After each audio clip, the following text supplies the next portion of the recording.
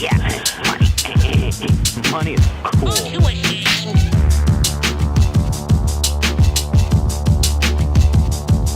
All right, everybody. Woo, we're live for the first time. Definitely didn't have to restart this stream or nothing. Hopefully, So we're live right we are now. live right now. I think you should put up whatever happened before this, just as like a bonus feature. I mean, that part is still Yeah. technically live. It's on the YouTube, so I people. think somebody should animate it like James is drunk. Just have him stumbling in that audio feed over it. It's just he keeps waving a bottle. He just keeps waving Hey, a bottle at everything. what are you guys doing over here? I'm live. I'm live. He just keeps going. We're live. We're live. We're live.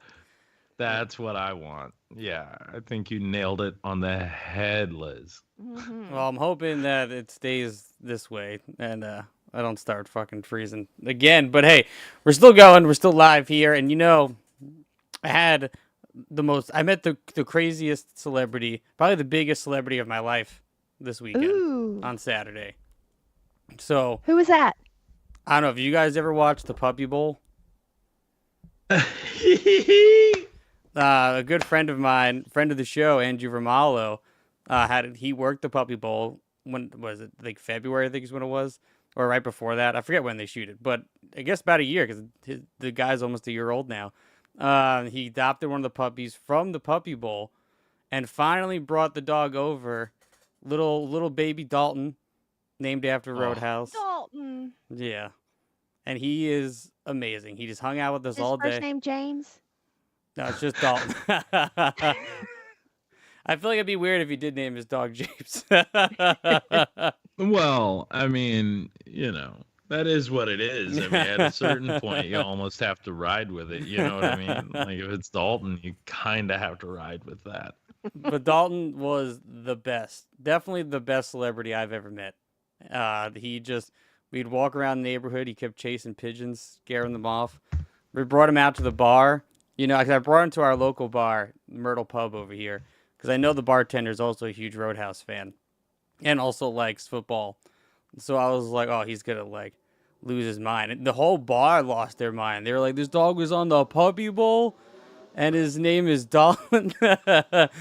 Everyone was freaking out. And the dog loved every second of it. That dog did not want to leave that bar.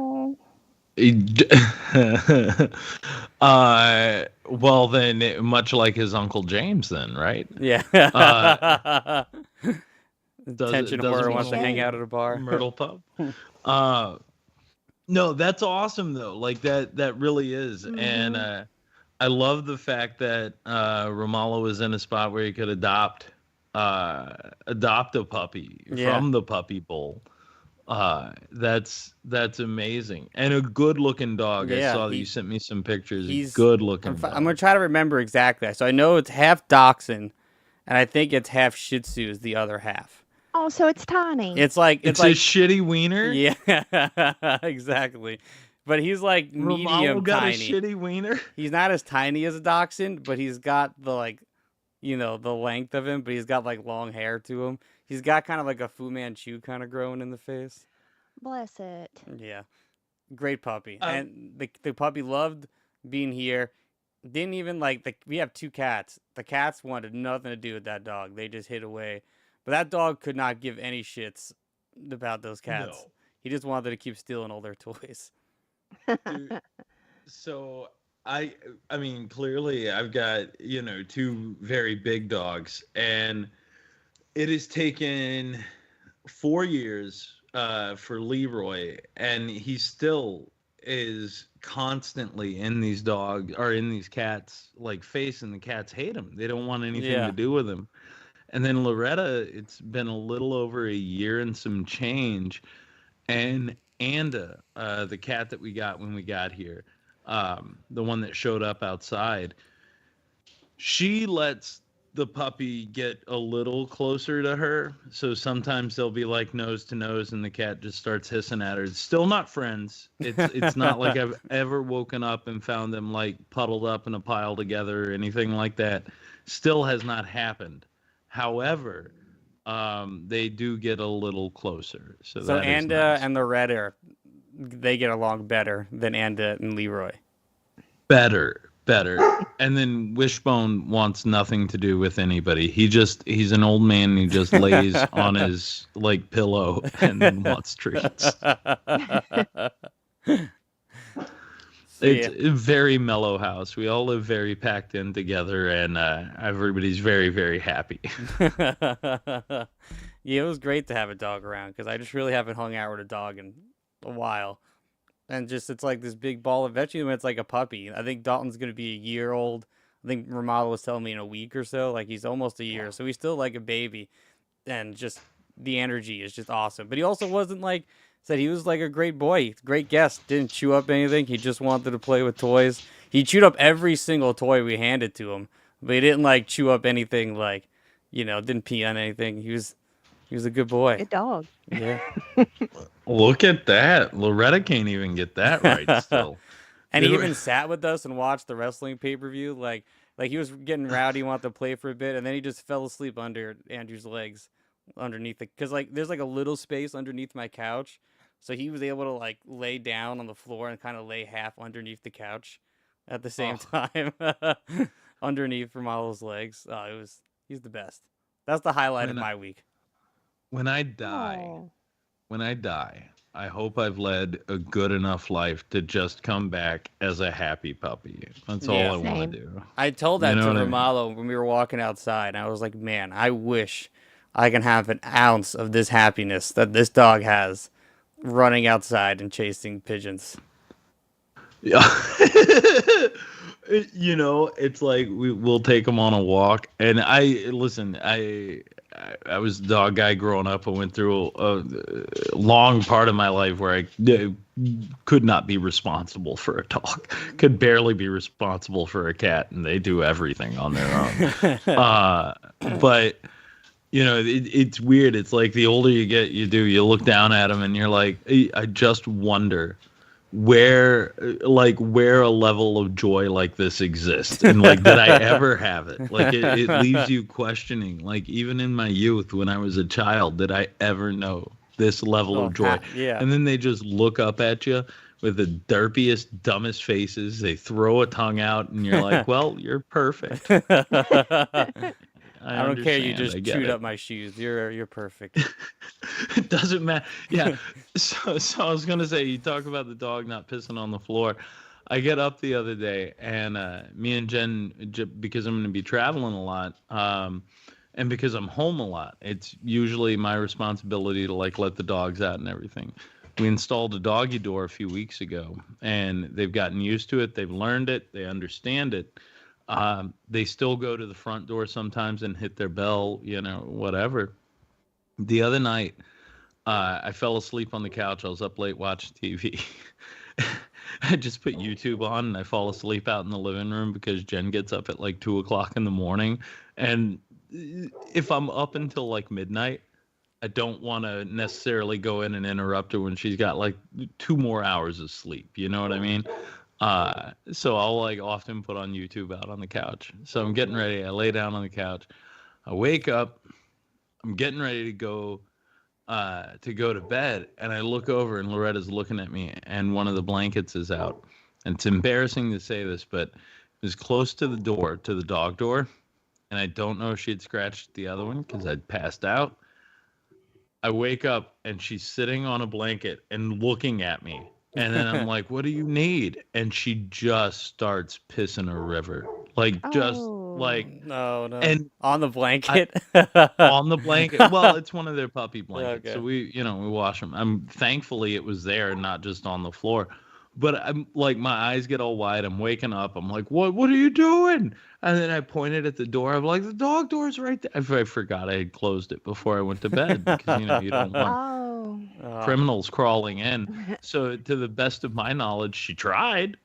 It was my fault. That's the way I'm looking at it. Yeah, it's your fault.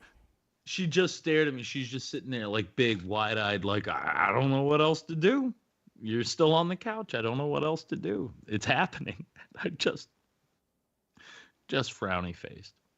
Yeah, it happened dogs. the time I did the photo shoot with my dog. in my living room, my little Yorkie. Afterwards, so she was terrified immediately because all the lights and whatever. But as Leo packed up his stuff and left, like she started to get a little more calm, and she still wouldn't eat. So I was like, all right, she doesn't have to go out yet. And she's like kind of annoying me for a bit, but I was like, all right, I'm gonna give her. I'll just wait like 10 more minutes, and that was just like the worst mistake I could have thought in my brain because within those 10 minutes, she immediately runs to the door and then just shits right in front of the door. And because she was just so nervous and she just wanted to be outside and just get out of this apartment. And I am the asshole that kept her inside. I mean it is very much that, and like if we didn't have like the little fence around the property or whatever, it'd be a whole ordeal, like getting up, getting out, getting leashes, getting but right now, man, the whole back of my house is a fucking minefield of dude. I barely go back there anymore. Like, I don't know. I'm terrified It's to mostly weed eat it. woods anyway. Well, it's well fertilized grass, so you got that going for you. Well, it is, but Liz, the second I go back through there with a weed whacker, I'm gonna just start hitting like mines, like It's little gonna be like landmines of that dookie. Steve-O bit when he like shits on the fan. Yes, yes, Just very much like shooting that. out everywhere. You put a hole through your window. But I mean, I know that might be the highlight. But James, you didn't you go out and about with a bunch of folks the other night, including like what is it, friends of the show, Dwayne, Dwayne That's Steeler? right. That was back on Thursday. Good old Visual Vengeance. Gotta love it. And they actually, that was probably my favorite one yet. They played this indie kung fu movie called Furious. Have you guys ever heard of it? No. It was No. shot.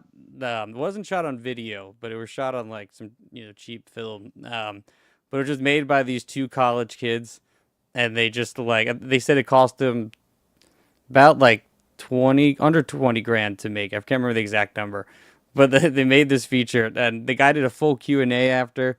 That was just super funny, and like what made the Q&A great is that it was both technical, like awful, like the sound, like they couldn't figure out how to get the sound to work.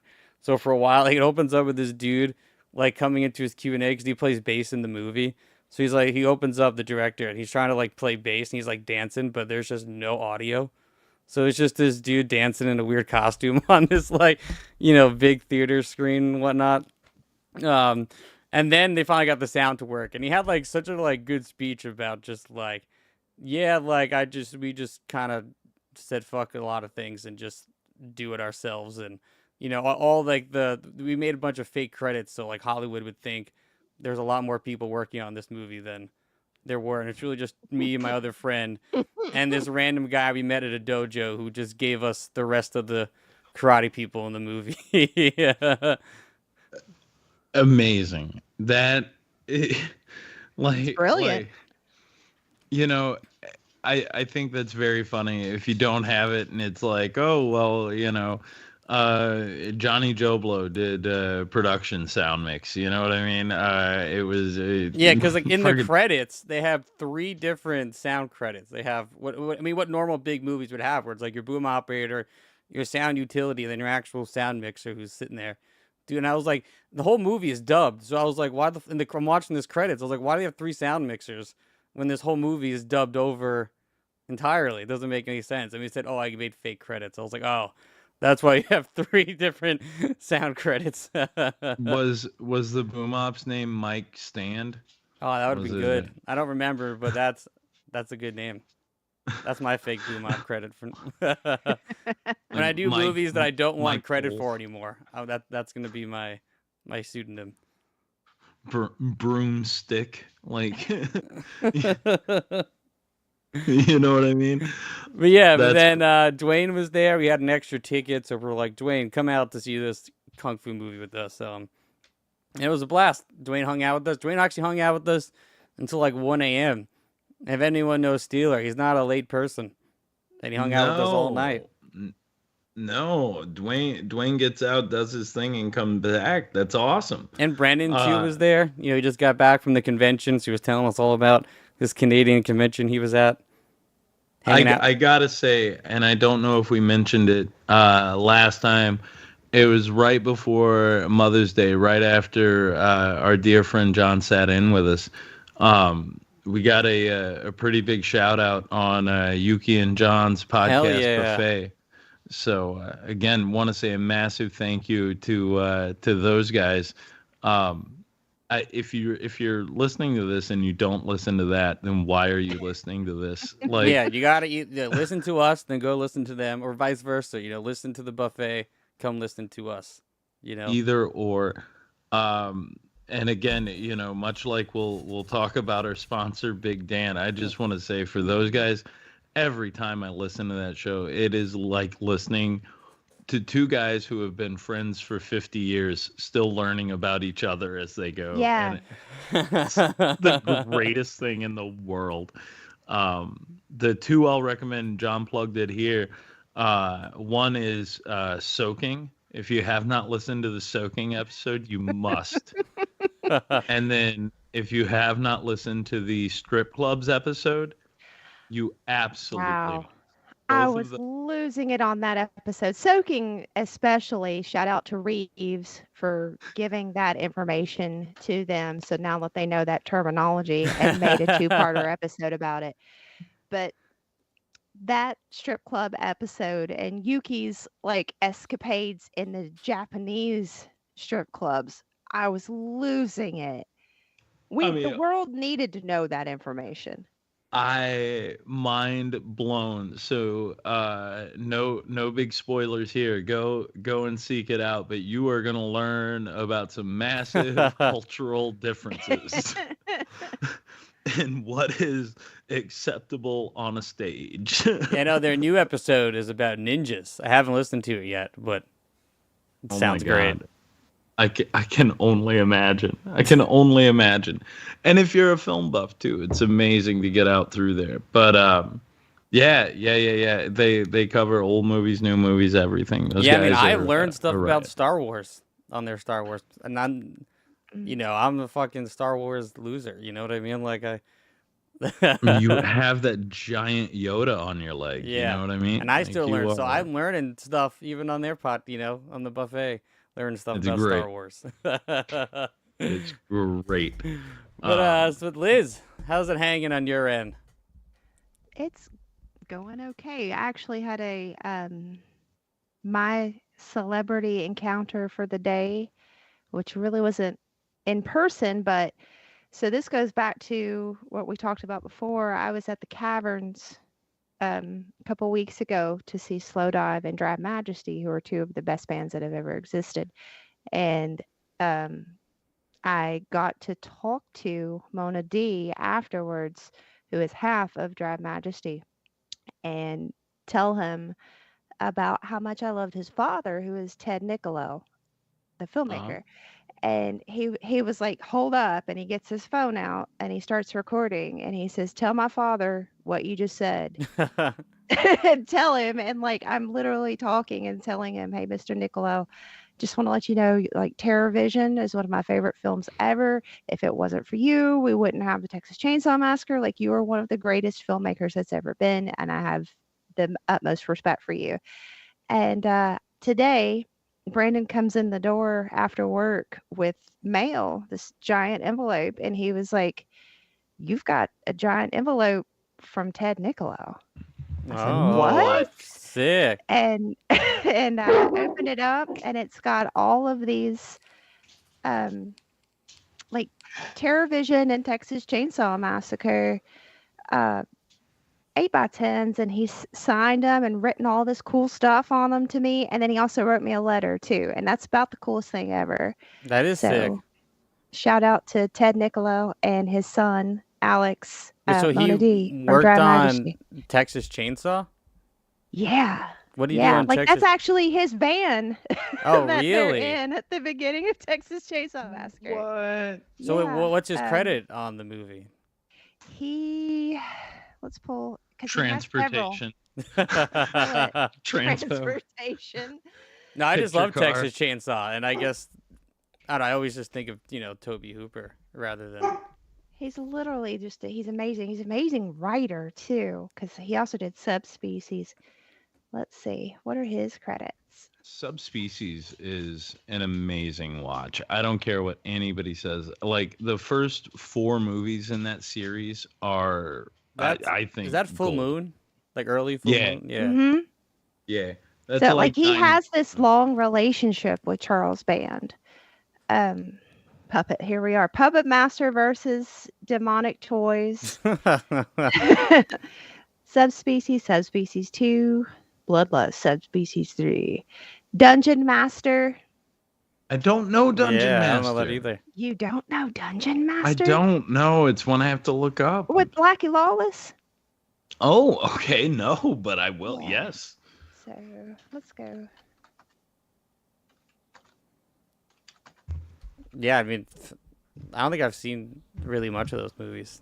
Actually, I've never even seen Subspecies. I know Subspecies, but I've never seen it. But that's got to be Multiple like, credits on the Texas Chainsaw Massacre, including sound recordist. oh, he was the sound man. Nice. Yeah. Nice. Fuck yeah. Shout out to that guy. So Always respect. he's awesome. And he looks exactly like his son too, which is even more wonderful. They look almost identical. But yeah, that blew my mind. That's so cool for him to get that in send the you mail stuff. today. Like, it's one thing to, like, you know, be on a phone call and be like, oh, that's so cool. Like, you know, had that Mhm. cool interaction. And then to get something in the mail is like another level of, that's fucking sick. Wow. One time, do you guys know who Omar Doom is? No. He's worked with Tarantino. That sounds very familiar. Inglourious Bastards. Is So, he in the movie? Or and yeah, and Death Proof. He's in Death Proof too in the bar. So he's a musician, and I've booked him here, and I booked him here once a couple years ago, and he called Quentin Tarantino while I was with him for me to show him. I have the bride's sword insignia, the lion, on my leg, Aw. and to show him that. So He was I've had showing him your 2 really feet, cool Liz. phone calls with celebrities in my entire life. That's like a power move to be like, He yeah, was- I'm just going to call up Tarantino right now. He was What trying to the show fuck? Tarantino your feet. That's he's like, Maybe the he tattoo was. is close to her toes. You'll love it. Sorry. Well, Ben, what kind of celebrities did you meet this week? I'm trying to think. And a senior Well- citizen doesn't count. I did see a local celebrity this week. I hung out with our sponsor, Big Dan. Big on- Dan. Big Dan. Look at that. Rocking my Yeah. Big Dan shirt. On Sunday night, me, Big Dan, our buddy Calvert, all went to go see Dying Fetus. Hell yeah. You took Big Dan to see Dying Fetus?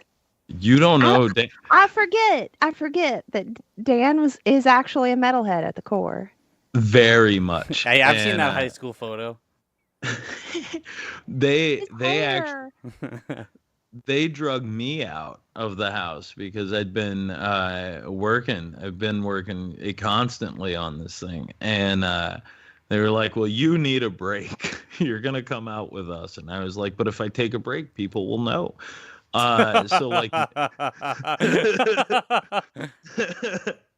so I did what every terrified person does, and like during set breaks, I would just send text messages that were like, "Hey, what do you guys think about this?" Click, put the phone away for an hour, come back, check it out. Oh, awesome! What do you guys think about this? Like, it's not that I wasn't working, I wasn't thinking about it. I just needed a break. But anyway, yeah, we went to go see Dying Fetus, and they were amazing. Put on an awesome show, like amazing from start to finish. But one of the bands that really just sort of turned me over and what I got turned on to was this band called Cruelty from Japan. Cruelty with a K, right? Ooh. Unbelievable. It was so good. Um, to a point to where when the guy was like at the end of the set, they were getting ready to go back home, and he's like, "You guys, we have some T-shirts left. Buy a couple of shirts. I don't want to take them back to Japan with me. American Airlines sucks for getting back. So the fewer shirts I have to pack in my luggage, the better." And I was like, note taken. So I go up there, I'm talking to him, because the merch guy was the lead singer. All these small bands, it's what they do. So Dan's behind me. He goes, "What's on the back of the shirt, man?" And the guy says, "Tokyo Death Pop. You guys love that." He's like, "Tokyo, you guys love it." And and I just started cracking up. I was like, "Yeah." He goes, "Everything Japan you love." And Dan was like, "I guess so." And left it at that. Uh, the other great thing that happened in the middle of that show is, you know, the older you get, the less you necessarily want to jump into a pit, especially Yeah. at like the death metal show.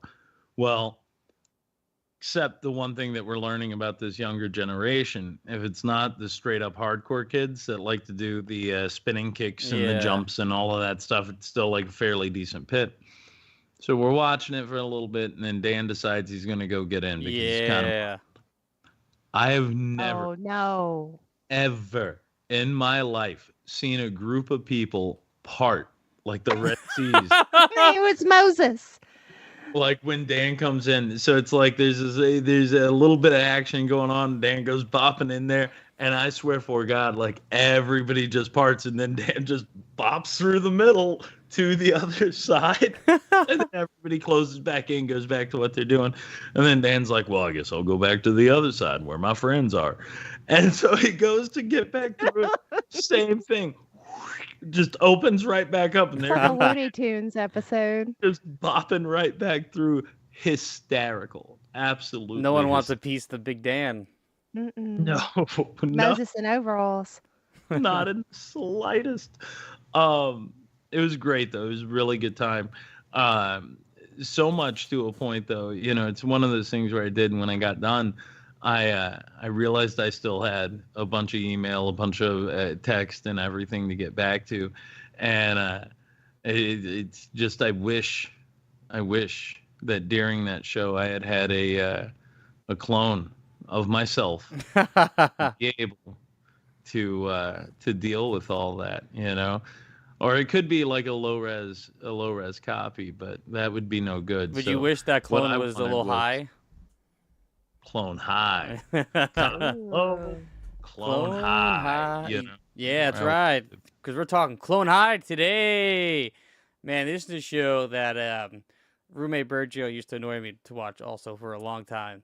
And not that I was like, I just didn't know what it was. And then HBO dropped their new season. I was like, oh, maybe I should watch this. And then I kind of still bought my time until literally this week. And man, I'm in. I love this season of Clone High. It was so good. But yeah, I'm gonna throw it to you guys. I mean, have you guys seen this before at all? I did when it was on MTV, and I loved it. And it was one season and done. Yeah. And I never watched any of this revival show. And my kids started watching this revival show because my kids, this is hard for me to stomach and accept, but to teenagers right now, the 90s is retro and cool. So, and I'm like, oh God, that means I'm 500 years old. It means you're But cool. they have been kind of soaking in everything that they can, animation wise, from that era that they might have missed that wasn't as popular. And that's one of those things that kind of came in, flew off of everybody's radar, and then came back with kids like mine recently, and it has had this like revival. And then they started these new seasons. And I wish one of them, so the Phil Lord and Chris Miller. Yeah. These guys worked on Spider-Verse. Yeah, they did the So Lego. my kids are hardcore Hell yeah. Spider-Man, Spider-Verse kids. Love So Spider-Verse. they knew these people anyways. So And the that Lego just, movie. What's that? And the Lego movie. And the Lego movie. I know. I don't know. And stuff like Cloudy with a Chance of Meatballs, which I have that 21 book Jump as a Street. kid, but I don't know it. Yeah, 21 Jump film. Street, 22 Jump Street. Also great. Just amazing Yeah. writers in general. And Spider-Verse, both of those films. Both of them are great. I wish Spider-Verse 2 didn't wonderful. have a be continued ending. Other than that, it was great. Well, That they bump- kind of have to yeah, but to now bring in another one. now I gotta wait another like 4 years for the third. I know, but it's worth it for the writing and the animation alone. Yeah, I get it. But so my kids already knew this, and I was kicking myself in the ass for not catching up with these 2 seasons. But I will say I hate it that they don't have actual Gandhi. Yeah, no Gandhi in the new seasons. No Gandhi. Well, didn't Gandhi get canceled around like 2017, 2018 when all that started happening? Didn't Gandhi get canceled? Yeah, I guess Well, so. I don't know the full details of what happened to Gandhi, but I know there was controversy. There were people in India that got mad. Yeah. And like there was like mass hysteria over Gandhi being portrayed in cartoon form. Yeah, Kind of like what that, happened with South Park and Muhammad. I read that people went on like a starving strike. Like in India. Oh no. Wow. Okay, so I thought so there's actually like bigger controversy with Gandhi though, and I thought that's maybe why the show made the choice not to come bring him back in it 21 years later. I mean, it couldn't be all of it, because what I read online is that Chris Miller and Phil Lord said that they left Gandhi frozen because they didn't know how to handle Gandhi. Like, they just didn't know what to do with him, so they just were like, he's still frozen. Forget him. My kids tell me that, and I don't know where this came from other than my kids are on Reddit all the time. Yo. So I don't know the validity to this, but my kids told me that if they get renewed for a 4th season, that there's the possibility that they will bring Gandhi back. I hope so. I mean, Gandhi is hilarious. Like, especially, it's weird to see him and Abe not friends in this new season, because, you watch that first season, they have that whole, like, best buds forever, necklace they wear that he keeps sticking up his nose. The ADD episode with Gandhi from the original. Oh, that's so good. That's so good. Wow. I love it because that's when he's like, that's the episode, when he's sticking stuff up his nose, and Joan of Arc's like, you're not doing an impression, you're just sticking fries up your nose.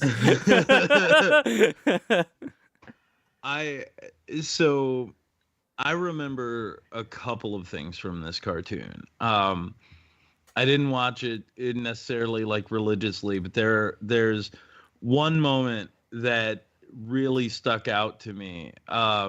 And I forget the episode. My mind is mush right now. But it's when the robot, Mr. Beans? What's the robot called? Oh shit, I don't remember, but I do love the robot, and Okay. like his voice just. So when the robot is actually fighting the other robot, the robot that grades the test, right? I want to say it's maybe like the 5th or 6th episode, somewhere in there. But the robot that grades the standardized test is attacking it, and it's got both its arms up, and then this saw comes out from its crotch, and it looks like it's just got this big giant saw blade wang that it's attacking the little robot with. And it's the way they show it, it really does look like the thing's junk. It's like, man, this big saw blade wiener coming at him, and it's one of the funniest things I've ever seen. And the way he defeated the robot in that episode is brilliant. He takes it back to like a standardized test level.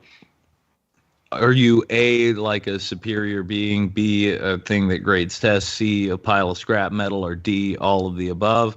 And the things like, oh, I am both A and B, I am not C, so I can't be D.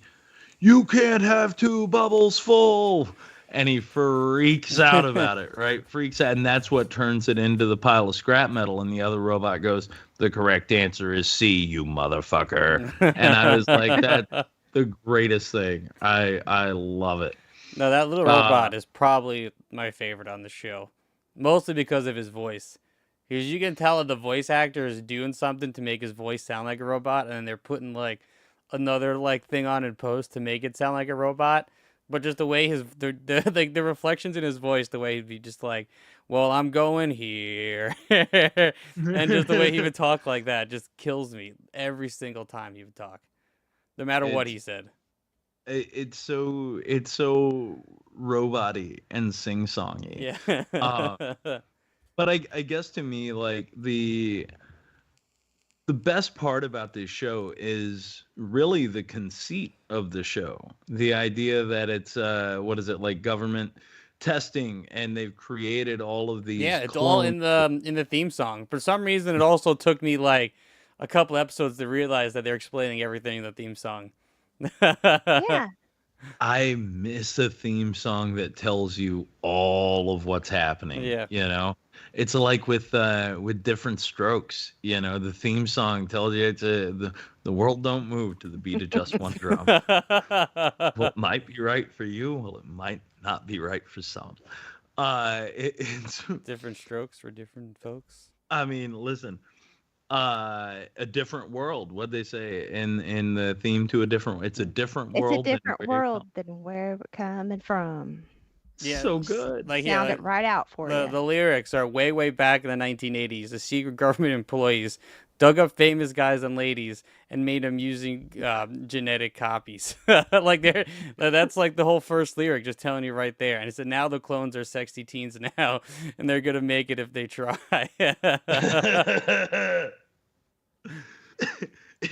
It tickles me. It tickles me. You don't get that though. There was a point in time, Friends, one of the greatest, without saying the word friends in the theme though. What is it? I'll be there for you. Yeah. You know what I mean?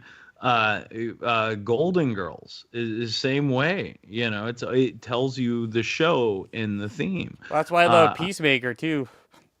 Because James Gunn says about the intro, because he says the intro is asking you a question, which is, do you want to taste it? And it's just like, that is just like such a good way to like pitch what that show is, you know? Exactly. What about the Brady Bunch theme?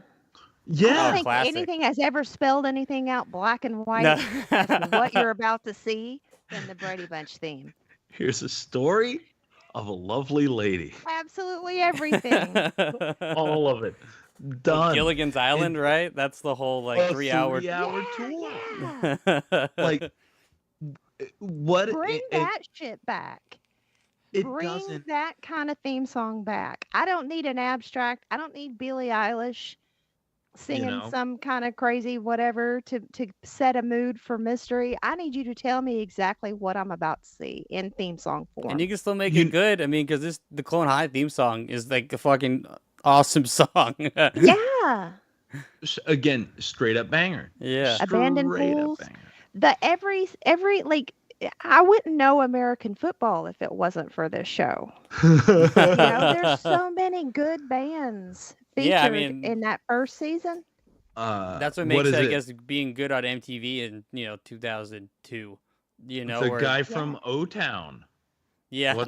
I didn't even know what O-Town was, and I thought I knew my boy bands, man. And then but then they have that joke even in that episode where like they're talking to like Gandhi goes to JFK and he's like he's like the boy band. He was like NSYNC, Backstreet Boys, 98 Degrees, and he was like O-Town. Runs down a list. Yeah.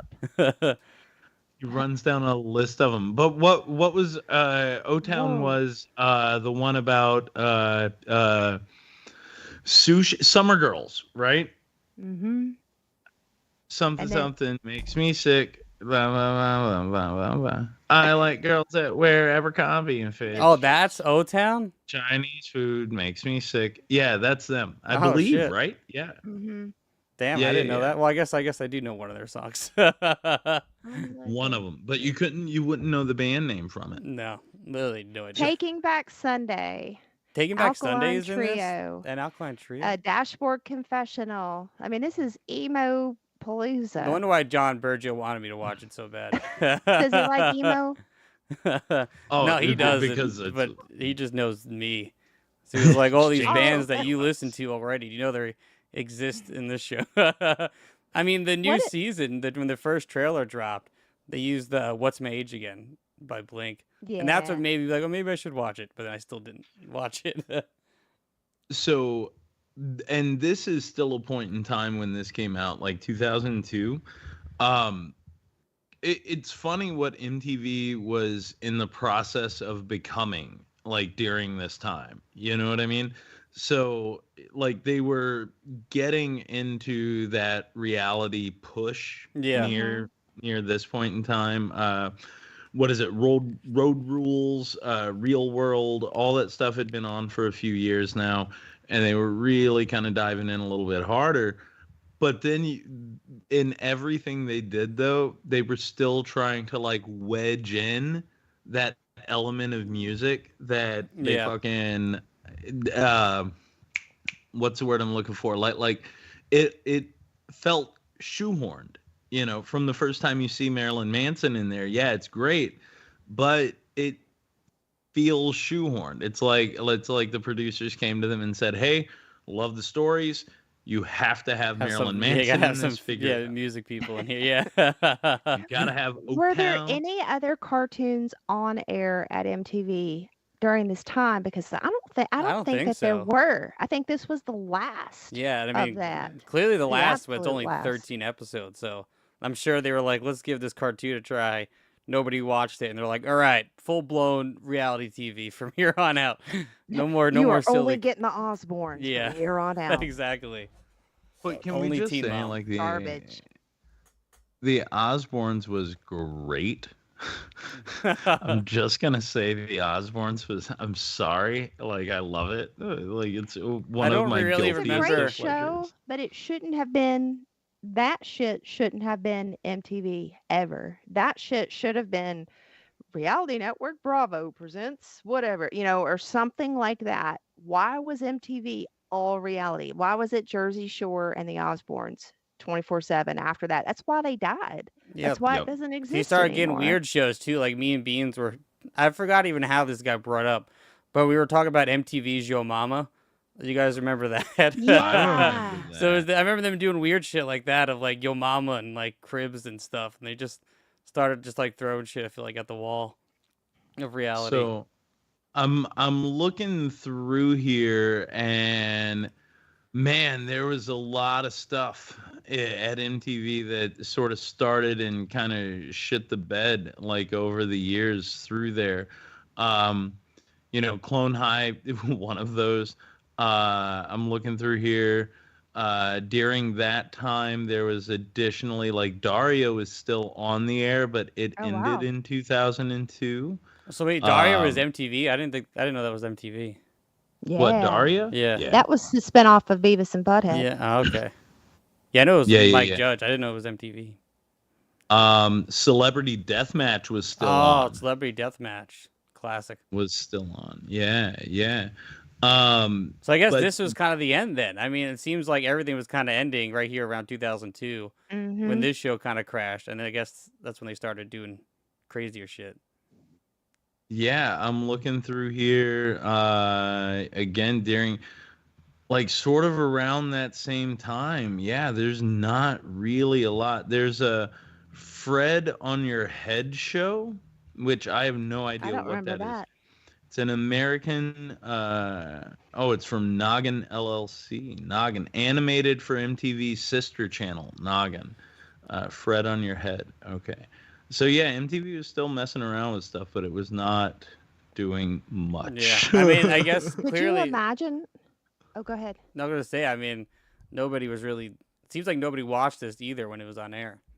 No. No. No. No.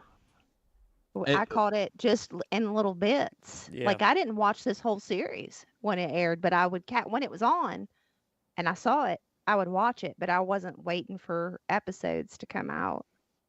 But I was yeah, going to say, could you imagine if MTV would have taken all of this shit back then and done their own like network of cartoons? Yeah. Like a Could liquid you television imagine? like network. Yes. It would have been sick. What they could have done, and they probably would have survived even after the reality television show fiasco and then just died out and fizzled out. Like they probably would have survived even under an animated moniker Yeah, of some instead they made sort. MTV2, which was just more reality Ridiculous. TV. Just Uh, ridiculous. so if I remember correctly, God, when MTV2 first took to air, I was actually at my Aunt Pat's house in New Orleans at the time. And I remember because like it was like a big countdown deal. It was like, oh, what's the first video they're gonna show? All of this stuff. So I watched it, and I just want to double check because my memory was it was Where It's At by Beck. Oh wow. Yeah, because let's see, first MTV2 video. Bama, what was the first thing played on?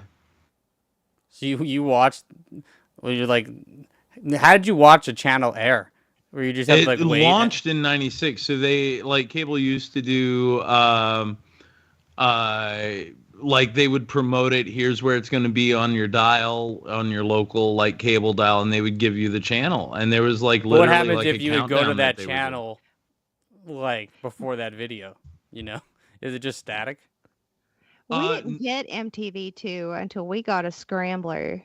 But like you had to pay like with Comcast, which I think was Viacom back then, you had to pay for an up plan to be able to even see MTV2 in Yeah. the 90s. And so right here it is. MTV2 began broadcasting as simply M2 on August 1st, 1996. It was the 15th anniversary of MTV, and it was Beck's Where It's At being the first video Wow. to air. Bammo. Nice. Well, that's cool. You got to witness history. Yeah, and it's an awesome video too. Where It's At is It's an good. awesome video. It's funny to me though, like what a slice in time that was. The one thing that I used to watch more than MTV was, did you guys ever have the box? Are you familiar with the box? Uh-uh. Okay, so No. in different markets, there were like different music video channels that sort of operated on like a more sort of basic cable level, but you could watch and I would watch the box at my aunt's house too, because they would often show the raunchier videos that you couldn't show on MTV. And there was one by Sir Mix-a-Lot that I will never forget. It blew my mind when I saw it. I was like, you can do that in a music video? It's called Shake 'em, Put 'em on the Glass. And it's all about people shaking their butts and their boobs and then pressing them on glass. Whole video, that's all it is. I need to see that.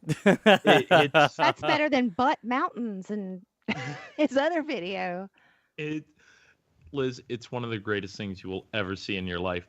There's a whole sequence where they're washing cars, a bikini car wash or whatever, and then all the tops start coming off, and then it's just like suds, boobs, suds, yeah. suds, butt. Like it's one of the greatest things I've ever seen in See, my and life. it could have been on MTV if they fucking play music. Well, Music television. It made no sense how all that transpired and how like the eventual downfall. I think MTV is still a thing. I saw somebody. I mean, it's I still a don't know thing because who. I worked on a reality show for MTV for past 5 years.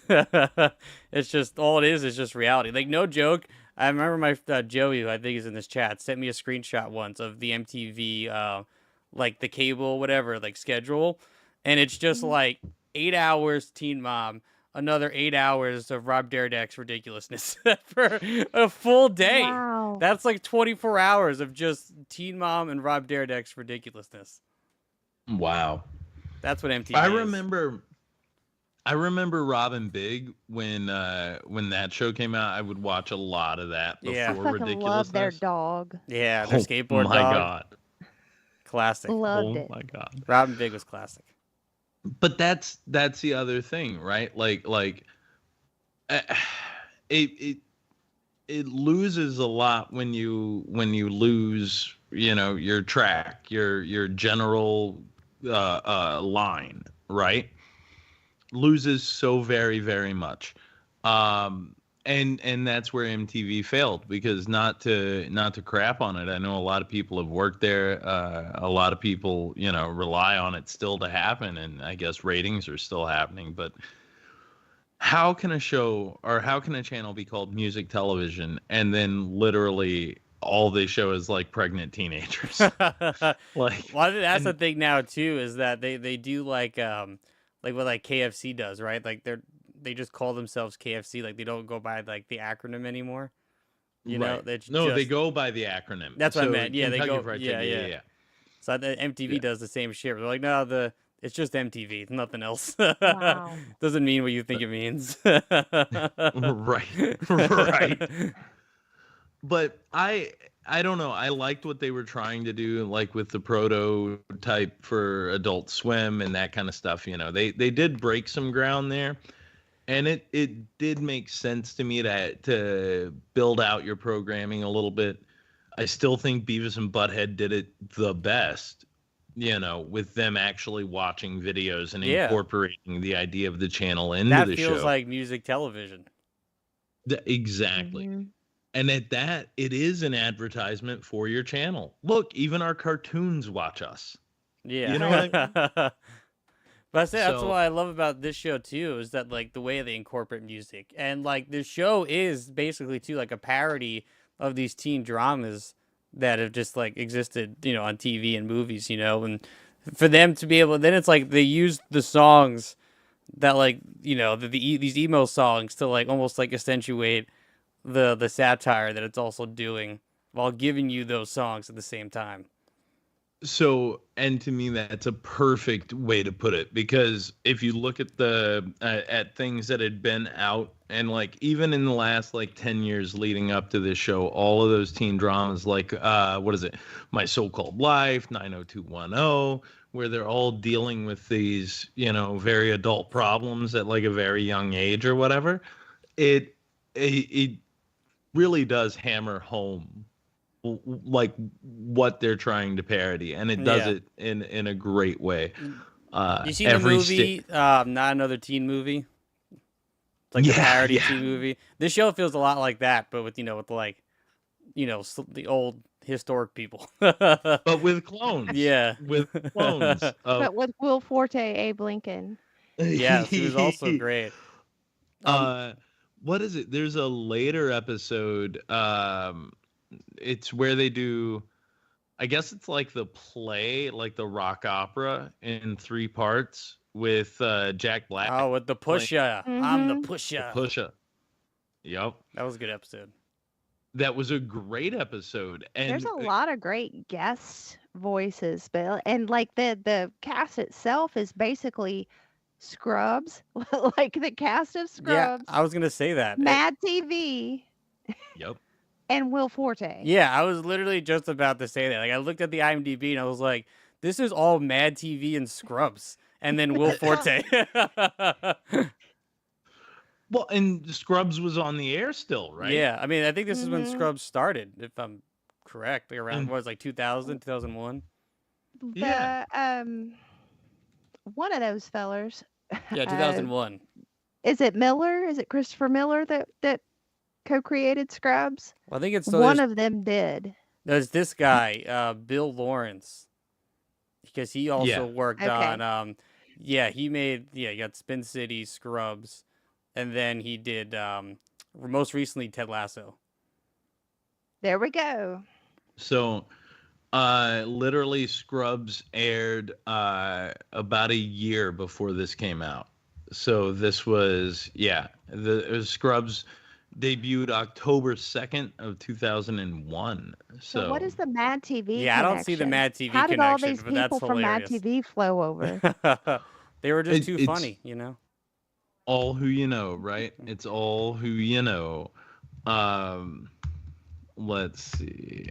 Nicole And Sullivan's an unsung hero of comedy. Oh, for sure. She's great.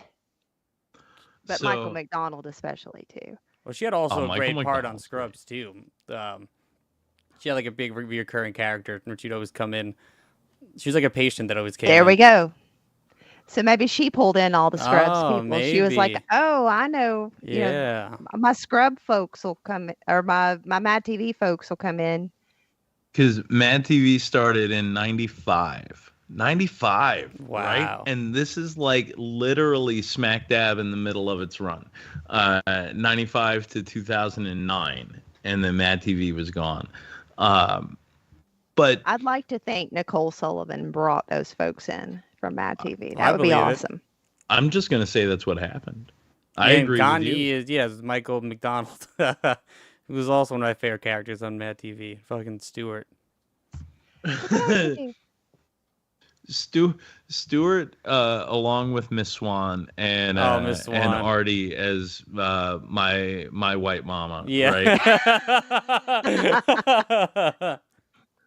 Those for me are three that hit every single time. But you get people who play well together. You get these ensemble sort of cast. You get all of this stuff, and it's unreal. And It's, you know what? I don't it's find amazing. it all that distracting either.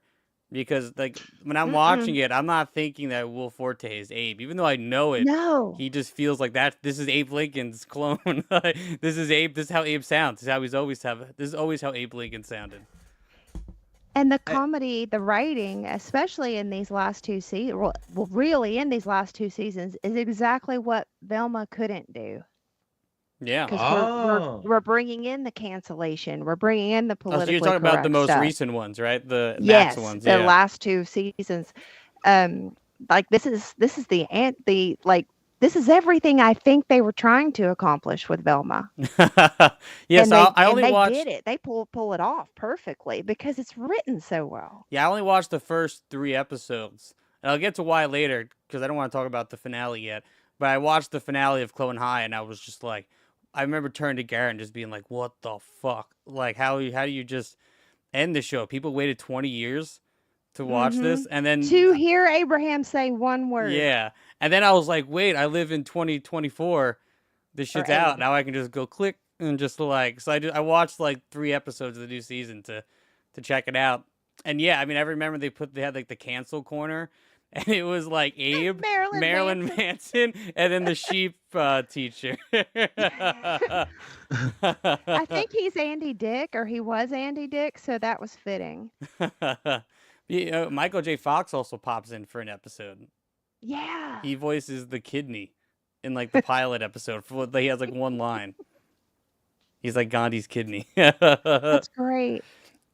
So yeah, I mean, I'm glad it's still used. So the new seasons still hold up for you. Like, should I watch? I mean, 'cause I like them, but I was still like not as loving it. But I'm into it. Like, is it worth keep watching it? Yes, most definitely. It's hilarious. And they've brought in these characters like they've brought in Frida Kahlo, and they bring Who in I didn't Harriet know Tubman. who that was, Frida. Like, I didn't know really anything about her, and I had to have my roommate explain it to me. Oh, you mean you're not a Frida feminist Kahlo, artist? you're not? What? What? Even I know Frida. What are you talking about? Eyebrows, baby. Yeah. Come on. All day. And her character just has one giant eyebrow. eyebrow. It's great. There's that one episode I saw where the eyebrow tries to like run away, and she was like, "No, you're staying."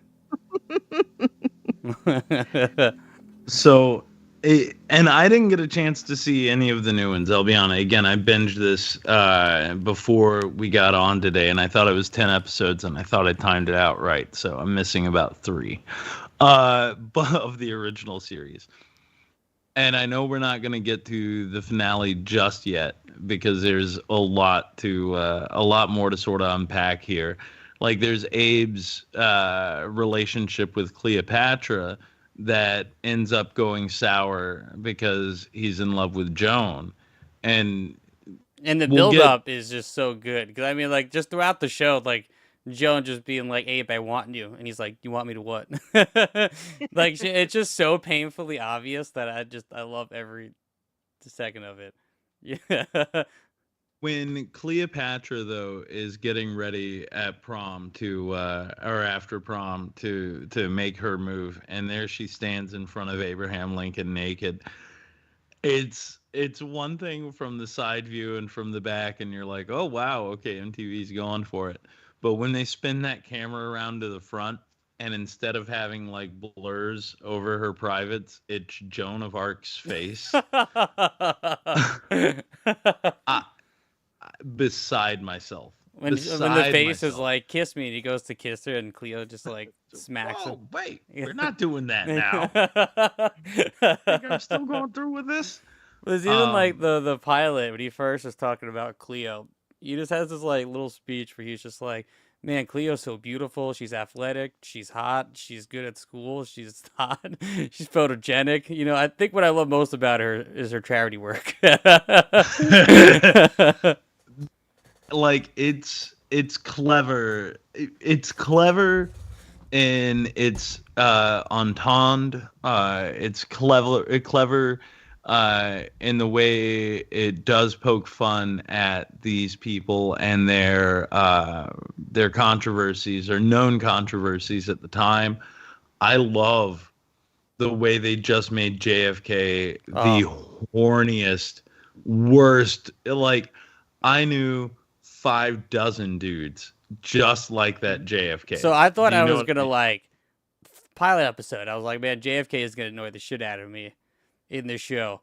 Honestly, second favorite character in this whole show. Every time he talks too, I know it's voiced by either Phil Lord or Chris Miller, and just the way they just give him the JFK speech for his whole accent is just amazing. His voice just gets higher, you know.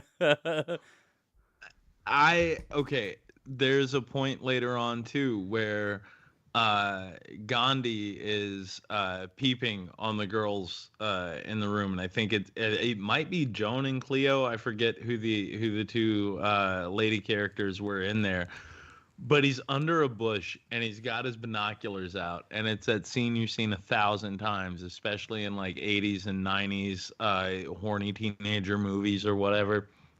So they're behind this bush, and he's like sitting there with his binoculars, and he's like, boy, howdy, if that curtain was gone, I'd be seeing some, some hot girl on something action. I forget, but it's like, it made me chuckle. And then the next thing you know, JFK pops up, and he's upset, and he's like, first you take my this, and then you take my peeping bush? It's enough. It's enough. He talks about his peeping bush, and I was like, that's hysterical. But they know, again, it's smart writing. They know what they're making fun of. Yeah. They know what they're making fun of. Yeah, making JFK the jock is just perfect. Yeah. I feel like that must have come first. You know what I mean? Like, okay, Lincoln's going to be the nerd, but JFK is the total jock. 100%. And I don't know who did the voiceover leading into it.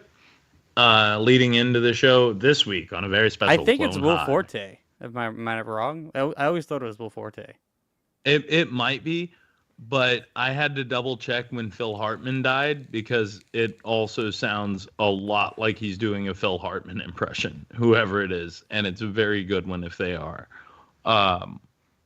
But that's where my head went instantly. But I can see how Will Forte carries the same timbre as a Phil Hartman. But, and I love those bits too, man, because there's like one where he's just like, he yells at the audience. It like cuts to a random dude watching it like on a laptop screen. It was like, yeah, I'm talking to you. I love it. I love it. It's the best show. I don't know. In a long time, this is one of the best shows that we've watched. Well, I think it's because we just watched a really terrible one, and now we're watching a really. I said I wanted to watch something actually funny. Satire. Yeah, something that was actually funny. I agree. No, this show, and I That's honestly, it, y'all. I didn't realize how gory it was gonna be. So, and real quick, Liz, thank you. We Thank understand. you. Liz, everybody out there, Liz has to dip a little early this evening, but we're gonna hang out for a little bit longer, Oh, so stick with us, all goodbye, right? Liz. See y'all. Thank you, Liz, for hanging out with us. Yeah, thanks, Liz, for watching this. I mean, I'm assuming she's giving it success because it seems like she She liked it. enjoyed it, Yeah, yes. so I believe I'll give so. it success in a second. But I didn't realize how gory the show was. Like it gets Eh, like really gory, like in a comedic way, but like gory. Yeah, it does a lot, James. Because there's the one episode where there's like the mascot. Gandhi's trying to be a mascot, and they get like, this new school mascot. He's like, I'm gonna go beat up this mascot over. I think he gets like Genghis Khan to go kidnap him, whatever. And then they unzip him, and then all his guts just like come out. They're like, oh my god, they genetically modified a mascot, and they gave him a zipper. it it the fact that they don't shy away from the conceit, like there's and it's in the Pusher episode, The but pusher, I'm when the Abe pusher. Lincoln is singing to clone Abe Lincoln about "You're my son, you've had me inside of you all the time, and I've been inside of, or you've been inside of me, and I've been inside of you," and like, you know what I mean? Yeah, yeah, It's pretty good. The fact that they don't shy away from the clones knowing that they're clones and yeah. that Because I they have thought to live. that too. I thought when I was watching it the first time, I was like, oh, they don't know that they are clones. Like I thought that was part of it. And I was like, oh, they do know they're clones. They're just Hmm. living their lives.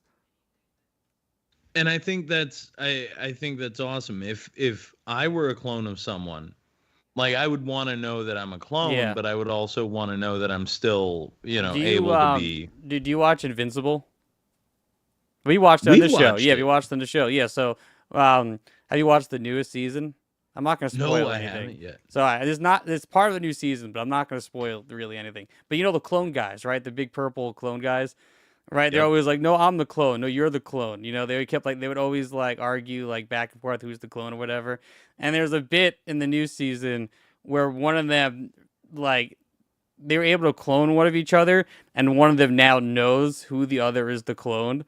So now, like the one who knows who's the OG and who's the clone is just now gets to bully the actual clone version of himself because he's like, ha ha Oh, ha, I know I'm the clone now because I can prove it, whatever, blah blah. And it's really that's funny. fun. But that was like an interesting idea where it's just like, is it better? Like, let's say Ben, you clone yourself, right? Yeah. And you fall asleep, you wake up, there's a second Ben Johnson next to you. Do you Yeah. want to know if you're the clone or if the other Ben Johnson's the clone? Would you want to know that?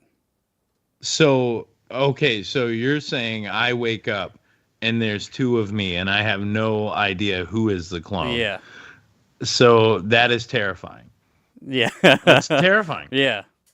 because then you have that whole moment of like a point and like, is it not? How do I know? Whatever. I like multiplicity rules better as far as like I am actively making the choice to clone myself. I know I am the one in charge. Yeah. And then each clone of me is slightly dumber, uglier, and it's like a facsimile. It's like a copy, after you've copied a thing One's got 30 like a times all of a giant sudden. fat arm and like kind of like walks with like a limp and a droopy face. Right, is all like derped up and everything, and like, and then there's just one sitting in a corner just drooling. Yeah, that's I would, you know what, like I would, man, I don't know. Like there's a part of me that thinks ignorance is bliss. Um, as far as all that goes, there's a big part of me that thinks ignorance is bliss, and you don't want to know Yeah, I if mean, you're I the wouldn't clone want to of. know. 'Cause like I said, then you're in that situation where it's like, oh, I find out that I am the clone. Now now I'm nobody. Then this existential crisis starts like coming in your Of head.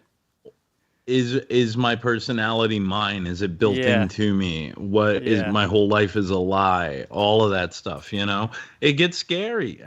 Maybe I don't want to know, but But this if show if kind of touches upon that a little bit. I would like to have a clone of me out there, but I wouldn't want to. I don't know that I'd want to tell it. You know what I mean? That it's the clone. I would like to bump into it somewhere and be like, hey, looking good, Good, buddy, buddy. and then just keep walking on, knowing that I made it of me. You just know it exists out there in the world. I'd be happy with that. I would be happy with that, or I would want to employ it, one or the other. Yeah. You have them do all the work, but you collect all the paychecks. There you go, right? Cut them in 10%, call it good.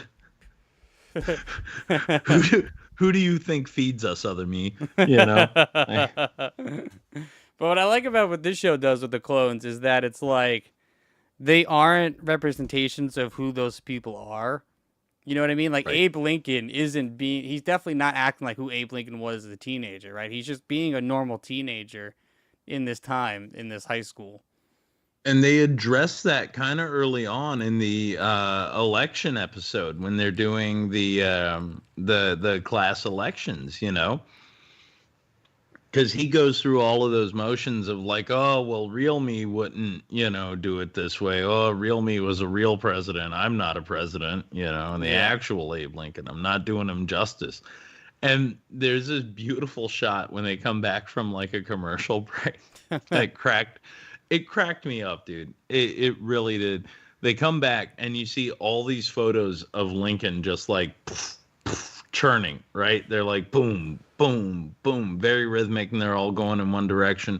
Then you come out and you see Clone Abe just banging his head inside the door frame. And it carries on for so long. So long. So good. Yeah, I mean, they do carry on jokes for a while, which I also find hilarious. It's like the pilot where it's like JFK. They're like, Abe's talking about hanging out with Cleo at JFK's party, and JFK comes in the bathroom, like bullies them for a second. And he's like, yeah, so you're not coming. And then like leaves, and he's like, when I said you're not coming, you're not invited. And then he leaves again. And he comes back a third time. And I said, you're not invited to my party ever. And then he leaves again. And then he comes back another time. It was like, I forgot to wash my hands. And then goes to like wash his hands, and then it holds that for like a little bit, and then goes to like commercial. To me, that's timing. You know what I mean? That is well played. That is well played. Again, that goes back to like the level of writers and comedians that you have on a show like this, and being fully aware of the thing that you are making as you make it. So I love it. I love it. I mean, do you got a favorite episode? Oof. I mean, honestly, I think it's probably the Pusher episode or the finale. Oh, the finale. Oh man. But before I talk about the finale, because that shit actually blew my mind. Like I was literally sitting there, like I need to watch the rest of this.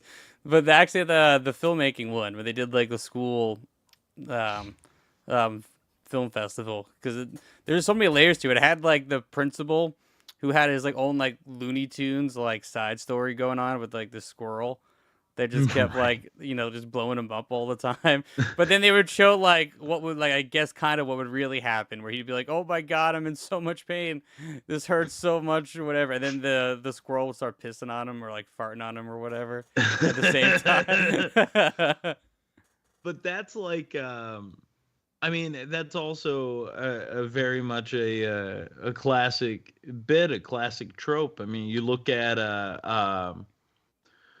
Caddyshack, with the gopher, with the groundhog, right? Yeah. Like you've got the one guy chasing the little animal around the golf course the whole movie. It becomes like a runner. It's very good. It's again very, very smart. And then we get to like their actual movies, and it's like, fucking Gandhi's making his cop movie Black and Tan, and then like his buddy is just like, no, this is not how I'm talking. I'm gonna ride it my way, whatever. And then Abe is just trying to make this like really dramatic like giraffe alien football story, and Cleo's making Right. her like epic that she says has a full soundtrack of Smash Mouth in it. And then like they're in like the diner, and she was like, "How long can like my movie be?" And then like Will Forte, Abe is just like, "Does anyone ever tell how long a sunset needs to last or whatever?" Right. Like there you're right. There's so And many then and levels. Jones like, "Sunset lasts 6 minutes." And then she How like, but long? then she like runs away, and then Abe's like, "No, Joan, wait!" And then he runs like maybe like three more like of those booths, and it was like, "Oh, Joan, I found you. I've been searching all over this restaurant for you." And the cop shows up. He's like, "We put out that APB on your friend. Oh, don't worry, we found her. We found her." We've got her. She's right Yeah, here. She's right here. Oh my god. Um, I love Joan of Arc in this. Uh, I I do. yeah. I'm not even gonna play. No, she's probably Uh, like the best well-rounded character in the show. That's why. All right, we'll talk about the finale now because that's why the finale thing hits so much, man. Just because she's pining over Abe for this whole season, and then it's like then they do that two-part episode where he's like, "Do I ask Joan or do I ask Cleo to the prom, or whatever?" And he still goes to prom, and he has that hilarious interaction with his dad, where he's like, "Dad, I don't know what to do," and he's like, "Well, abstinence is great for teens, but." Cleo, did you see that ass? They're like, oh, you gotta get all up in that, and he's on like, he's like destroying his couch. it is a horny show. It's a very horny show, man. Like, and that's what I think. Like, there's such a part of me that loves that too, because that is your late teens. It is your Yeah. early 20s. It is high school. You're just a bundle of hormones running around and like air Yeah. humping everything around you. And then yeah, so then we're at the fucking prom or whatever, and then Gandhi's like, "Yo, Joan is like into you," and he was like, "What do you mean? Was there any hints?" And then they like cut to like a montage of like every scene in the of the show where she's like, "Abe, I want you. Abe, I want to be with," like just like being so direct about it, and then it still cuts back to him. He's like, "I don't get it." But I mean, we've all had that Yeah. experience. You know what I mean? Well, that's why I Like, think this twist that drives me so insane is that it's like, so yeah, so Abe goes to fuck Cleo, but then just sees Joan and all her bits, and he can't stop saying Joan over and over again. And then he does his dramatic, like, "Oh, I gotta go meet Joan, whatever." And then when he goes to meet her, she's hooking up with JFK, yep. which is insane. Like, it's just the like, what of just like moment of just like, you have this like, whatever kind of just like alt girl, just kind of like punk rock chick, whatever, who's not gonna go for this kind of dude, and then JFK then like turns and says like, "Oh no," I like he starts being nice, starts like being like this different person, and then she immediately goes for it the second Abe tries to like flip over, and then they just freeze in time, like he literally catches her in bed, and then time freezes, and you're stuck in that Hmm. moment forever. Like that was just like I was watching, I was like, what the fuck? Like, that's the impression that's in his brain.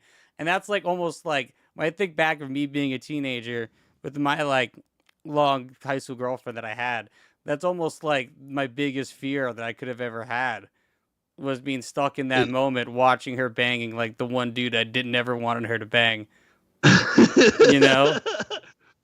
So I like there's so much in that moment, in that statement, and it's like maybe you haven't necessarily caught that like happening, but it's one of those things where it's like I remember all of these little moments that it's like, oh, I either made an idiot out of myself or I did something stupid, I said a thing, and it's like what, I'm in my 40s. So we're talking like 25, 26 years ago. I'm 18.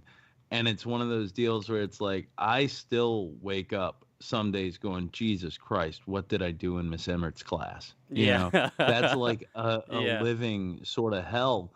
But that's also the other thing. A lot of people say that have had like near death experiences, those sort of things, where it's like instead of seeing the light or whatever, they just keep seeing that moment. So you'll hear about people in comas who they're seeing like the last couple of moments before the accident. And then you think about like when you die, Yeah. if it's imprinted on you in that moment, what is the last thing that your consciousness is aware of?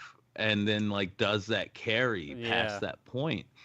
And the idea of being frozen, now let's say it in real time. In real time, it's 21 years later because the last episode aired in Yeah. 2003. Could you imagine being frozen, not being able to say what you need to say, want to do what you want to do, and you're trapped in your brain? Maybe your brain is still active. Yeah. Like that's the thing. And I didn't watch the new, but I Staring at will this be. girl that you're into banging the one guy that you've been like, fighting over another girl with for a whole season. And it's just stuck there. Imagine like if they freeze you right at the impact of a massive like car collision. Do you know what I Yeah. mean? It's like in that moment where you're like you've just gone through the windshield or whatever, like whatever terrible thing is happening in that moment. You're walking down the street, you get hit by a car, and then the next thing you know, that's all That's that's all all you that see. you have Yeah. for the rest of life, So I for just eternity. Yeah, I watched Trapped that in. and it just fucking rocked my brain. I was like, holy shit, I need to know what happens. And then I was like, wait, I can. I don't have to wait 20 years like a lot of people did. Well, and again, like I think that's sort of the beauty of it. And I love the fact that they pick right up where they kind of left off, Dude, right? Because they thought. if I watched this on TV and that was the finale, and then they were like, "Oh, this show is canceled," I would. No wonder why people have been blowing up talking about this show for so long. Like, I would have lost my shit, being like, "That's how you're doing it? You're just gonna leave me like that? You're just gonna leave him like that? Him just staring at Joan in the bed?" And it is like if it had come back right away, it would have been an amazing cliffhanger. And then now it's like that unfinished thing that they're finally coming back and touching and finishing again. It's sort of like Deadwood. Yeah. Did you ever watch Deadwood on Yeah, HBO? of course. And I watched when the movie came out. And that, like, I didn't watch it on air. Like, I had watched it years later, but I watched it enough years where I didn't know the movie was coming out. I just happened to just watch it. And then I was like, oh, fuck yeah, there's a movie. And I got to, watch it all together. Then you got an amazing experience where the rest of us, like when I finished the third season of Deadwood, I was like, what the fuck? You know what I mean? It's Yeah. the same thing. It's that same, like, how do you leave people for 10 years on a cliffhanger? Yeah. On a cliffhanger. It seems so not right to do to people. Like, you want these characters that you've gotten accustomed to, that you enjoy. Well, I guess You that's want them. the shitty part when it comes to TV shows and show business. I think that people also tend to forget. They're like, oh, I can't believe they just canceled the show, blah, blah, blah. Well, I mean, that means in some ways some executive was like, this isn't making me money, so I'm not gonna keep funneling money into it. Which a part of me always understands, but it's also like, fuck you, and it's As like, a fan. and people who are creating these shows don't know that's a thing. So you're gonna make a whole season and then find out you're canceled, and then you're like, all right, well, what do I do now? You just have to just leave it. That's the other part, is it's like it's always somebody else's decision. You're always somebody else's bottom line. Yeah. And Like Final that's, Space that we talked about. I mean, that show also just ended, and executives took that show away. They just strip them from us, James. They take all our good stories. Take all our good stories. And I mean, that's a problem. Like it is. But like you, I do understand it. It comes down to literally like bottom line stuff and dollar sign stuff. And that's sad because a lot of times even the showrunner doesn't know it's happening until it's happening. And that's got to be a hit and a half because that's your creation. Yeah. Or in Dan Harmon's instance, you get your creation ripped Away away from from you, you and yeah. handed to a guy and then handed back to To you. you. All right, we're sorry. Take it back. You know. But yeah, I dug it. I thought it was a great way to end a season, and I wish it had come back sooner. But I'm very happy that I get to watch the rest of it from here, Yeah, and and that's it. I get to have a I surprisingly conclusion. really enjoyed it. Um, I do think the original season is funnier, if I will say. I don't think like they hit like the jokes as much. Like there's a lot more kind of story, I guess, going on. And also, it took me a minute, and maybe because now I'm fucking old, but it was just like the teenage like the modern day teenage humor is just different. You know what I mean? It's not like what this show is. I mean, it kind of is, but like different. Because I mean, if I, you want me to spoil it a little bit, I can tell you. yeah, do it. So the show kind of flips, right?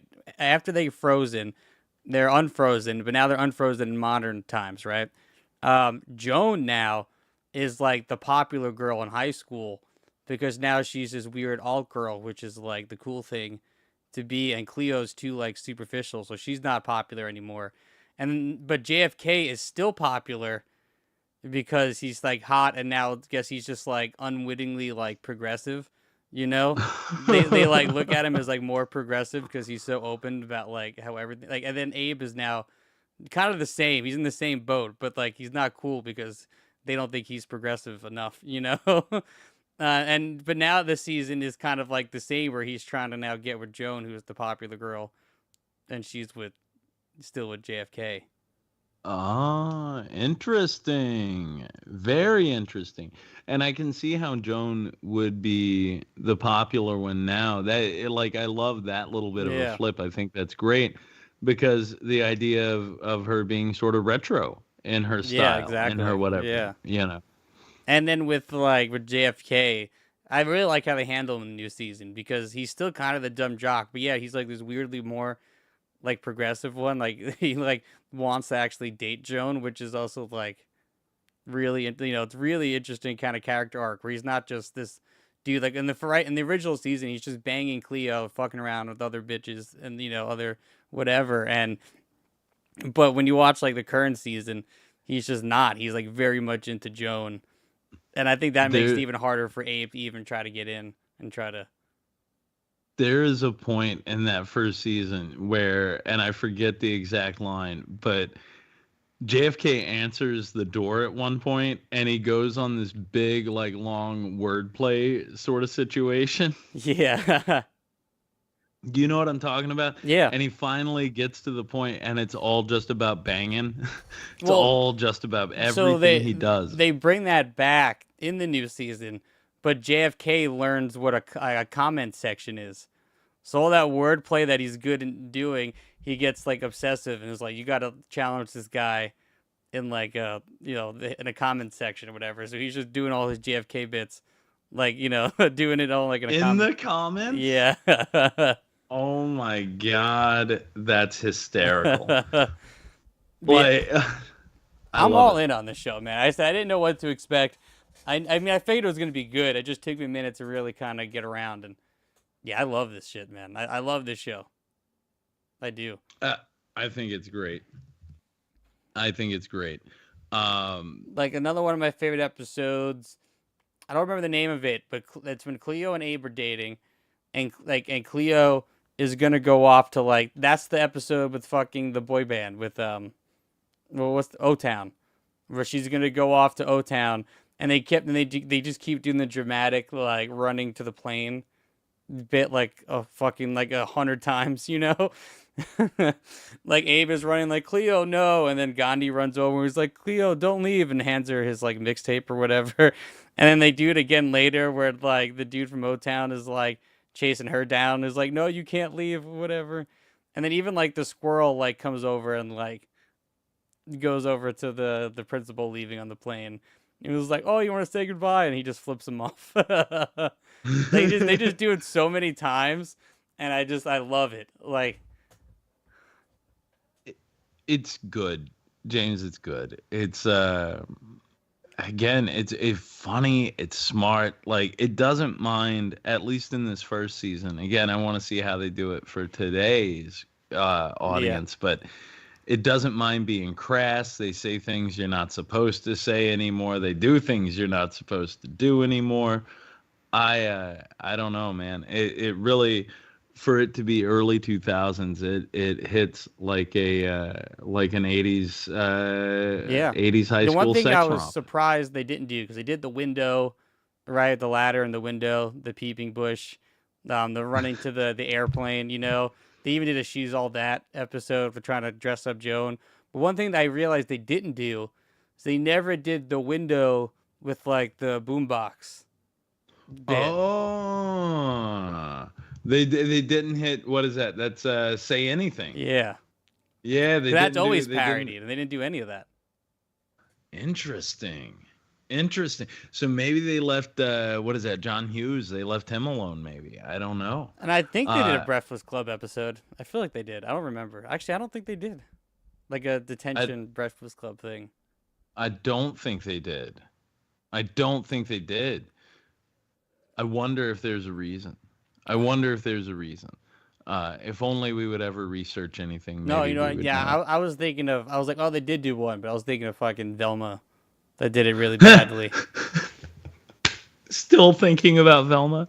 Oh, I hate it so much. It just keeps coming back. But no, dude, it's yeah, I don't know. High parody, high art, very good. Do you got a favorite character? I mean, I think I would say Joan, but I also very much like how she's drawn.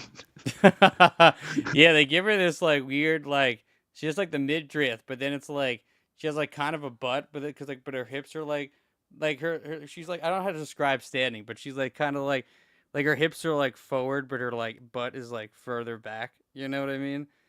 Yep. And then like it's just- like that waif style model that you would see Yeah. in the late 90s, early 2000s. It's very much Kate what's her name? The underwear girl, Kate Moss. It's very yeah, similar to that. yeah. You know what I mean? Very, very similar to that. Also, yeah, this show so had I like the this show had Mandy Moore in it, which I was like, that's such a random fucking early 2000s cameo, man. 100%. She like I like Joan. I also Oh, really Tom Green. Did you see the Tom Green episode? It's the ADHD one. Because Tom Green wrote the book on ADD.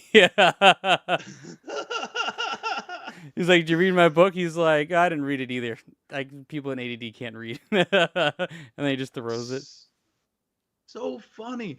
But that's also like a very self-referential thing for MTV at the time too. The Tom Green show. Yeah. You know? And I'm like listening Like- to it, 'cause, like watching the scene, I mean, and like, it's so Tom Green. Like, I wonder how much of that was like written for him, because he just starts making noises and just starts like doing, saying weird shit, like just Tom Green ways of just talking, Like, how do you write that? Just- I feel like I couldn't write that, No, you can't. I think at one point it just somebody just said make your mouth sounds. Do that thing where you make those mouth sounds and nobody can understand what the hell you're doing. They're like, you own this bookstore. Abe's gonna come up to you about this book, and then you're gonna jump out a window. Just fill in everything in between. All the rest of it you do. Yeah. You do. Not me, you. It is fucking it's hysterical. It's hysterical. All right. Yeah, I liked the Tom Green episode. I liked what they did with pop culture in general. Yeah, I don't know, bud. Well, for Liz, I'm gonna give a Success. because I figured she'd give it success because it seems like she definitely liked it. But Ben, what about you? What are your final thoughts? What are you giving this show? No, massive success. Success. Success. Success. Very excited to see Success. the rest of it. Very, very excited to see the rest of it. It's one that I think I'm going to enjoy as it continues, and the fact that it's got 2 additional seasons, not just the Yeah, one, right? I didn't even know it had a whole second. That came out this year. It's 2024, so brand new. So now I have to watch it. Now I want to watch it because now I feel like I've gotten into it too late again, where I'm gonna watch it and it's not gonna come back for like another third season, you know? And now I'm gonna be one Yeah. of those assholes like bring back Clone High, and they're gonna be like, "Well, where were you when it was on TV when we were streaming it?" I'm just redoing Yeah. what happened in 2002 all over again. And then, but that's a bigger statement, though, James. Do you know what I'm saying about like just the time that we live in right now? It is this weird resurgence where everything that was old is now new again and sort of going back through that filter. And it's I I don't know how to put it. Like okay, so when I was a kid coming up, I watched a lot of Scooby Doo. I watched a lot of old cartoons because they were in syndication, and because we basically only had the major 3 channels, so I was a little locked into it. Whatever they would show, but there was still always new stuff coming out that was new. That was like this property you didn't Yeah. know. But they also it would go back and like there was a Gilligan's Island cartoon in the 80s at one point. They would take all these older properties that kids had gotten accustomed to. There was the Batman cartoon originally that was based on the old TV show. Yeah. There's an old James Bond cartoon, like a son of James Bond or whatever. James Bond Jr., I think is what it was called. But there are all of these things that are based on these properties that came out but still had like a new twist.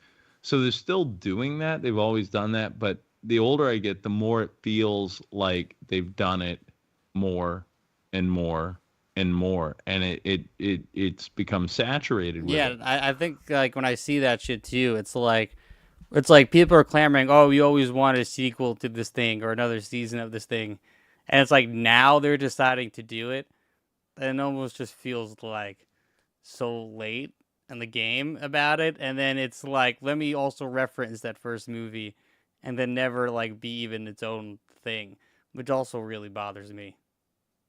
Right. And dude, I love new fresh ideas, and I love a well-made what's the word I'm looking for? I love a well-made and thoughtful redux of something, Yeah. of something that comes back as long as it is Because that's what I feel thoughtful. about the new Beetlejuice coming out.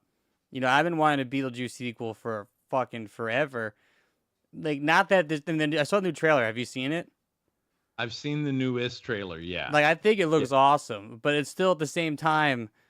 I'm like, is it too little, too late? Are we referencing this first movie too much? Like, is this gonna feel like a movie, or is it gonna feel like just this thing? You know, or is it gonna feel like what Ghostbusters did, or is it gonna feel like its own movie? And I'd feel like it's not. I think it's gonna be more like Ghostbusters, and that bums me out.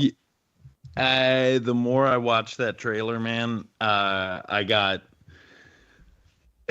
It looks good, but at the same time, it is. I also am terrified that it's going to be bad. Yeah. Also, side I'm note, a little fuck you to Tim Burton, who was ever doing the marketing and press for this movie, because they're like, no, there's no CG. You know, we're doing the stop motion stuff. Just like, nah, there's none of the visual effects are in this movie. I see that trailer. That shit's like all visual effects. They're fucking lying. And too many movies are doing that these days. Where they're just blatantly lying to your face. No, this is all practical, and it's all digital anyway. You're just Dude. fucking lying. The one practical Beetlejuice head that they showed. Yeah. Do you know the one I'm talking about that has the real cartoony eyes and like the long tongue hanging out? Yeah. I'm going to say this, and I'm going to say it now. They should get their money back for that. I don't know what it looks like in the final, but in that, it looks so weird and so goofy. Like, it's funny, but it also feels like they didn't have like Beetlejuice money. you know. But they did, you know. That's why I don't get it. And then there's a full CG fucking plane in that trailer. Whatever. I don't want to keep talking about it. But even like the snake thing, I was like, that's fucking all CG. You're just fucking lying. Stop lying. When he does the face thing though, that looked practical. It could be practical. If I had to bet money on it, I bet that was CG. Yeah, with the bat wings coming out and the things coming from his face and all that. Could be. Because what they do now, I know now I'm running long, but what a lot of Hollywood movies do now, like Barbie, for instance, they're like, oh, we made all these practical things. It's all these sets are so practical. But in reality, they just made a bunch of miniatures that they then scanned, made digital, and then the shots that you see in the movie are all digital. Got it. Which, I mean, it makes the CG look better, but it's like, don't fucking lie to me and tell me that you're doing this practically, you know? Well, it's, again, I think the best, I've said it 1,000 times, and you know exactly how I feel about it. The best marriage I have seen so far of practical and digital is still that new Swamp Thing series from like 4 years ago now. Yeah. That's how you should do it. I mean, there's and then they just flavor those leaves. You know what I mean? They flavor the growth. And that's what a lot of these movies are doing. I'm sure that's what Beetlejuice is doing. It's mixing media, you know, just to sell these, you know, practical effects more. But they don't have to fucking lie about it. I hate it. It bothers me so much. And then it discredits all the VFX artists that are working on that movie. It's like, you know, if I'm a VFX artist, I'm like, well, fuck you. I just spent 20 hours working on this 3-second shot that I'm getting 0 credit for now, you know?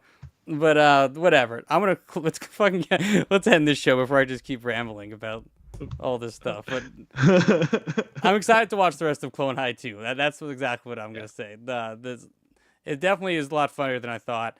The millennial humor or Zoomer humor, whatever it is, it definitely, I don't think is as funny, but it's definitely pretty good. And the characters are great. Like Frida I thought she would annoy me, but she's actually like, it's pretty good as a character. So with that, James, you're hitting a success. You have hit a success. Yes, success all the way. We know where we stand with Clone High. The only thing left for this evening, James, is what are we watching next week? Next week, I'm hoping Tubi keeps it on because next week we're moving over to Tubi. I'm gonna watch a little movie called The Animatrix. Oh, okay. I've never seen it. I fucking love The Matrix. I hate all the Matrix sequels, but I fucking love The Matrix. Have you ever seen The Animatrix? No, never. It's considered the best Matrix sequel. Really? And I remember seeing it in Blockbuster, like on the shelf and being like, that's a weird looking movie. I didn't know they made an animated Matrix, but I still never picked it up, never rented it, never watched it. So I want to fucking watch it. I want to see some Matrix, you know? Let's watch some Animatrix. I'm very excited. Considered to be the best sequel. Yeah. I don't doubt it because the Matrix sequels I've seen have sucked balls. Yeah, and they don't get better. None of them get better. They somehow they literally just get worse and worse and worse. But Matrix, the first one, god tier movie. I love every bit of the Matrix. Every last little bit of it is one of those things. You understand why it's groundbreaking. Yeah. So I am excited to watch this with you, James. It's going to be a good time. The Animatrix, and maybe a completely cartoony. I forget if it's an anime or not. But if it's officially anime. Well, I think it's like mixed media. Like, I think it's like, if I remember, and I could be wrong, I think it's an anthology. And I think some of it's like 3D, some of it's like anime. So I have to double check on that. So yeah, it may be a completely cartoony next week. We'll find out. We'll see what happens when we get here, right? Yeah. All right. Till next week, fucks. Peace out. Later, friends. You guys, this is all Kyle's mom's fault. Shut up, Cartman. Kyle's mom is the one that started that damn club, and all because she's a big, fat, stupid bitch. Don't say it, Cartman. Well, don't do it, Cartman. Well, I'm warning you. Okay.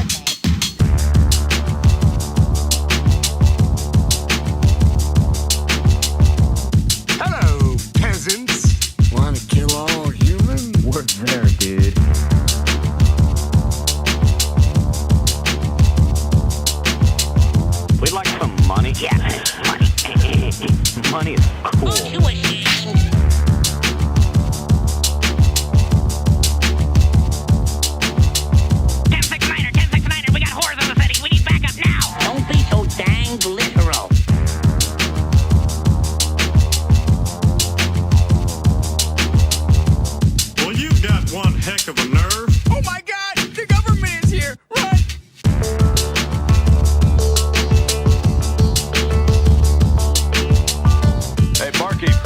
you have to hunt to get a drive.